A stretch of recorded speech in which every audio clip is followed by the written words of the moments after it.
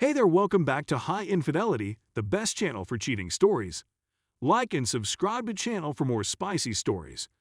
Now, let's get into today's story video. My wife has been caught cheating. Let me begin with some context. My wife and I are both 54 years old, M/F. 31 years of marriage. She works as a registered nurse at a hospital.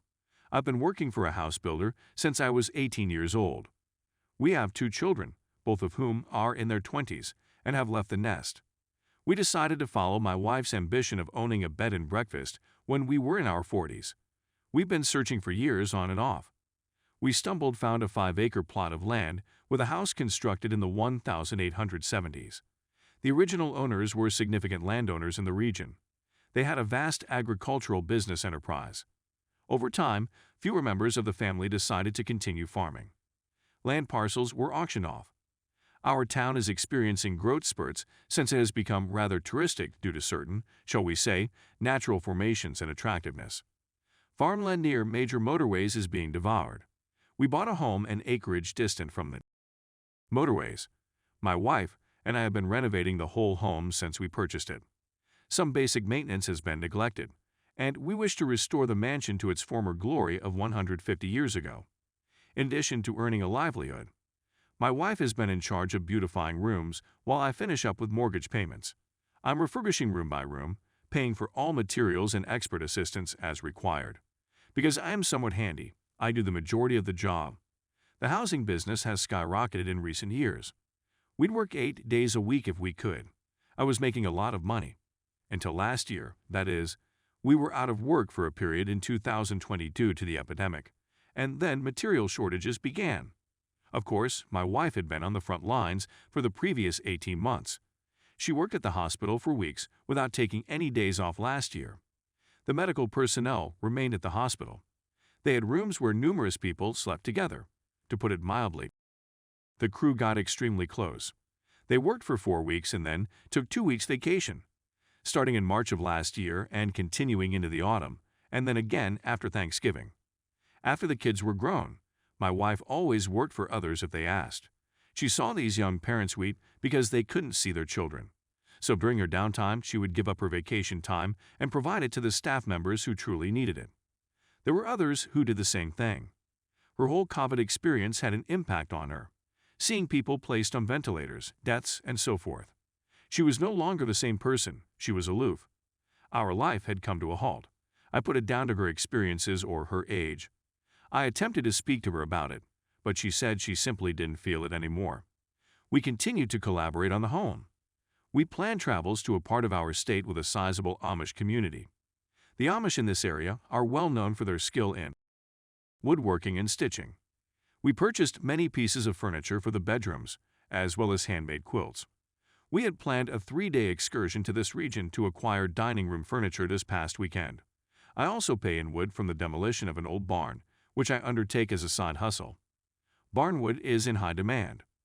My supervisor calls to inform me that everyone will be working the whole week since he was able to buy wood and shingles for a home we've been sitting on while waiting for supplies. I informed my wife that we may travel on Saturday and Sunday.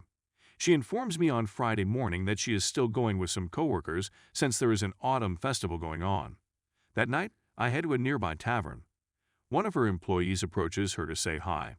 I inquire whether she intends to accompany me on the vacation. She had no idea about it.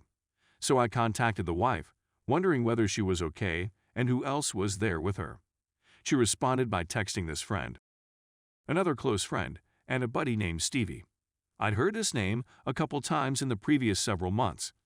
I had always assumed they were feminine up to that point. I asked her bartender if she knew this Stevie. She declined, but there is a Steven who works for them. When will the wife return? On a Sunday afternoon. She has bags of tablecloths, napkins, and kitchen towels, among other things. She is showing me what she purchased. There was a tiny bag in one of the bags. She took it out, glanced inside, and said, "Oh, not this bag. It's not for us." I just let it go. Later, when I checked in the bag, I discovered that she had stashed it in a closet. It was decorations for a man cave for a college football team that I don't watch, therefore it wasn't for me. I requested to speak with her. I inquired once again as to where everyone had gone. She chose the same 3 persons each time. I simply wanted to know who Stevie was since we hadn't met before. She mentioned a lady I work with. I took out the man cave items and informed her I spoke with her buddy, who was supposed to be traveling last weekend, but her plans fell through. Then I asked again who Stevie was. She began to weep and told me who he was and that they were alone. They had an encounter. They have been since last year's hospital lockdown. As a result, she is currently residing in one of the completed bedrooms. I have access to our bedroom. On Monday, I'll consult with a lawyer. I'm at a loss for what to do with the home, the business, and the marriage. She was sorry she was caught, but not for the affair, she told me. I asked her if she was willing to call it quits with Stevie. She was unsure. Update. It's been a stressful couple of weeks. My wife and I were fighting as my business and side gigs picked up. I went to see a lawyer. He recommended we attempt to figure things out before he gets involved after I described everything. The residence is still not a company and hence cannot be sold as one. We'd have to market it as an incomplete home, which would reduce the price. We've spent well over $100,000 on the home, not including the mortgage. The lawyer will need to confer with a real estate attorney and maybe a business attorney. As a result, their fees will be hefty. So I approached the wife to ask if we can chat. I'm not sure whether she's ashamed about getting caught, but she's dug in her heels. She urged me to get out of the home. I informed her I had no intention of doing so. Then she retaliated by having me give up the master suite and relocate to one of the bedrooms. I assure her again that I don't intend to do it. She then says she'll be gone for a few days and will transfer all my belongings out and place them in the foyer for me to choose where I'll stay.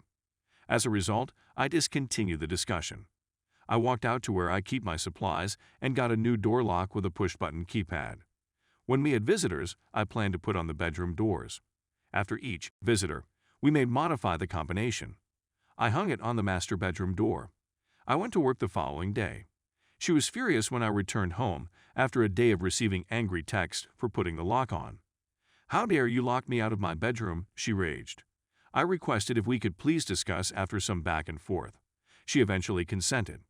We sat down later that evening. I told her I was upset to learn of the affair and that I wished she had informed me she wasn't happy. She was deafeningly silent, so I kept doing that because, as far as I'm concerned, the marriage is finished. She just nodded her head. I then informed her that I had seen an attorney. Her expression took her off guard. I stated to the attorney that it would be great if we could reach an agreement on what to do. The home is our most valuable asset, and selling it would result in a significant loss. I can document that I have paid the mortgage, thus the home is mine, she added with a grin. No, I said, shaking my head. My lawyer indicated that the home is a marital asset. The mortgage is in both of their names. I then took out a couple of binders. Every receipt that I have spent is classified by room on what I have spent. I began this just out of curiosity and continued as we completed rooms. I have proof that I spent thousands of dollars renovating the residence. The receipts took her off surprise. She hasn't seen an attorney yet. I offer that we live in peace and complete the home jointly. The B&B may thereafter be established. At the time, she could buy me out of the company. She dug her heels in once again. No, I must go. If not, she intends to relocate Stevie. This stung a little. I stood up and went to get a drink of water to gather my thoughts. When I returned to the table, I warned her that if I saw him in the home or on the land, I would begin demolishing everything he had done. I'd pull out every nail and screw I'd placed in. Every light fixture and plumbing fixture would be removed. I promised not to destroy them since I own them. I'd replace them with whatever old scrap material I could locate. I told you to think about it and talk to whomever is offering you dime store advice. Please let me know. She came to see me yesterday. We hadn't spoken in a few days. She asked if we could speak about it again. She had spoken with our children. I had contacted each of them and informed them of the situation. Our daughter advised that we remain in the home until it was finished, and then start the company as I proposed. Then I could maybe walk out while still owning 50% of the company. Mom might operate the company by hiring an employee or two to assist run it, perform yard maintenance, and give Mom a day off. I assured her I'd think about it, but my opinion of Stephen would not alter. So I have another meeting with the attorney. The main difficulty is that we will most likely not be in business until 2023. The exterior requires a lot of work, as does the landscaping, and we need to build a room for one of us to live in. The room I'm in is one of the available for rent.